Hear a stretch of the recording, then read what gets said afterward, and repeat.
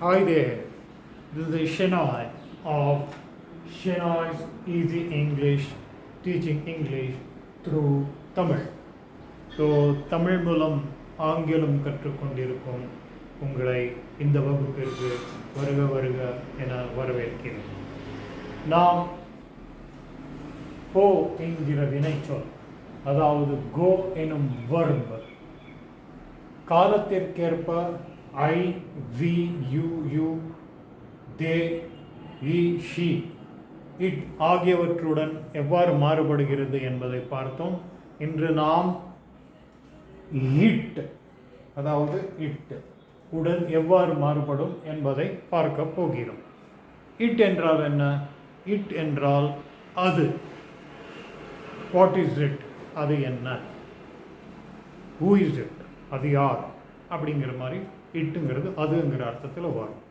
So இப்போது இங்கே கவனிங்க, ஹீ ஷி இட்டு நான் இந்த இடத்துல தனியாக கொடுத்துருக்கேன். எதுக்குன்னா ஹீ ஷி இட்டில் கோ அப்படிங்கிற வார்த்தை வந்தால் அது கோஸாக மாறிடும் சொல்லியிருக்கேன். ஓகே, இன்னும் ஒரு பாயிண்ட் இருப்பாங்க. கோ அப்படிங்கிறது மாத்திரம் இல்லை, வேறு எந்த ஒரு வினைச்சொல் எடுத்தாலும் ரைட், வாக், ஈட் எல்லாம் இந்த இடத்துல வரும்போது வாக்ஸ், ஈட்ஸ், ஸ்லீப்ஸ், ரைட்ஸ், ரீட்ஸ்னா மாறும். ஓகேங்களா? ஆனால் நாம் புரிதலுக்கு உதறோம் இந்த கோவை எடுத்துகிட்டு இதை கிளாஸாக எடுக்கிறோம். ஓகே, இப்போது நாம் என்ன பண்ணுறோம்? இட் அது என குறிக்கும் ஒரு பொருள். இப்போ ஹீனா ஒரு ஆம்பளையை குறிக்கும், ஷீனா ஒரு பொம்பளையை குறிக்கும், இட்டுனா அது என பொதுவாக குறிக்கும். ஸோ எது அது குறிக்கும் அப்படின்னு கேட்டிங்கன்னா, உயிருள்ள ஒரு ஒரு மிருகத்தையோ அல்லது உயிரற்ற ஒரு ஜடப்பொருளையோ குறிக்கிறதுக்கு, ஒருமையில் வர்றதை குறிக்கிறதுக்கு நம்ம இட்டை யூஸ் பண்ணுறோம். It is my book, it is my dog, it is a tiger, it is my car. So உயிர் இருக்கிற ஒரு மனிதன் அல்லாத உயிருள்ள ஒரு பொருளையும் அல்லது ஜடப்பொருளையும் குறிக்க உபயோகிக்கப்படும் சொல் இட். ஓகே, இப்போது நான் என்ன பண்ணுறேன், இந்த இடத்துல இட்டு நம்ம ஒரு பக்கத்தில் சர்க்கஸ் ஒன்று வந்திருக்குது, அதில் ஒரு யானை இருக்குது அப்படின்னு நம்ம வச்சுக்குவோம். அந்த யானையை நம்ம இப்போது இந்த இடத்துல இட்டுக்கு வச்சுக்கிட்டு இதை நான் கிளாஸ் எடுக்கிறேன். சரி, அது தினம் வாக் போகுதுன்னு வச்சுக்கோம். So it goes for a walk daily, அதாவது அந்த யானை அது தினமும் ஒரு நடைப்பயிற்சிக்கு போகிறது. ஸோ இட்டு கூட வர்ற கோஸ் அது போகிறது என்பதை உணர்த்தும். சரி, அது நேற்று வாக்கு போச்சு அப்படின்னு சொல்லணும். நேற்று வாக்கு போச்சு எப்படி சொல்லுவேன்?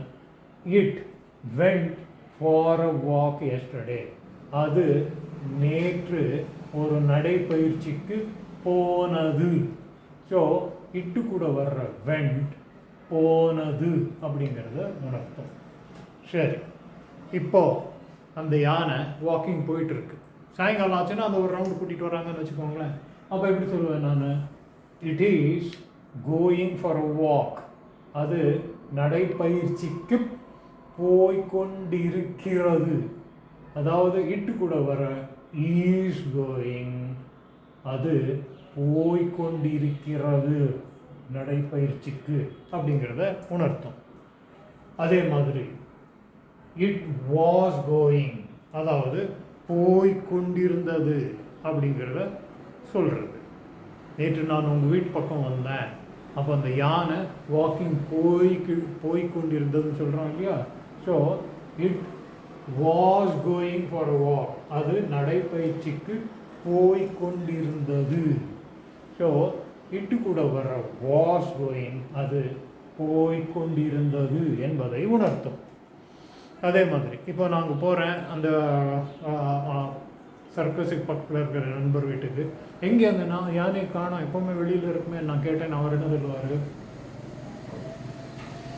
It has Khan for a walk, அது நடைப்பயிற்சிக்கு போய் இருக்கிறது அப்படின்னு அவர் சொல்லுவார். அதுதான் நடைப்பயிற்சி போயிருக்குது. It has gone for a walk. சரிங்களா? அதே மாதிரி it had gone for a walk, அதாவது நீங்கள் அங்கே போகிறீங்க, நீங்கள் அவரை பார்க்குறீங்க நண்பரை, என்ன நேற்று வந்தப்போ அந்த யானை இருக்குல்லையே இங்கே, அப்போ அவர் என்ன சொல்லுவார், நீங்கள் எவ்வளோ மணிக்கு வந்தீங்க, 4 மணிக்கா, ஓ அப்போ அது நடைப்பயிற்சிக்கு போயிருந்தது அப்படின்னு சொல்லுவோம் இல்லையா, அதுதான் இங்கே it had gone for walk, அது நடைப்பயிற்சிக்கு போயிருந்தது.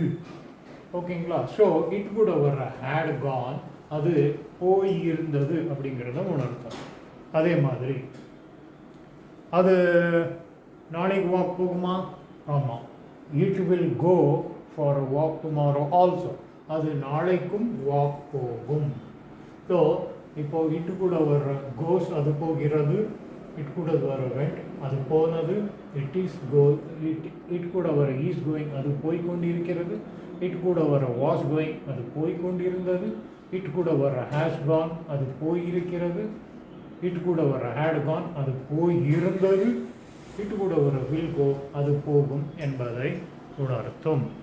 ஸோ இது ரொம்ப ஈஸி. இதோட இப்போ இந்த செட்டு முடியுது ஆச்சுங்களா? ஸோ இதை பார்த்து புரிஞ்சுக்கிட்டிங்கன்னா நாளையோடைய கிளாஸு நான் எடுக்கும்போது இன்னும் உங்களுக்கு நல்லா புரியும்.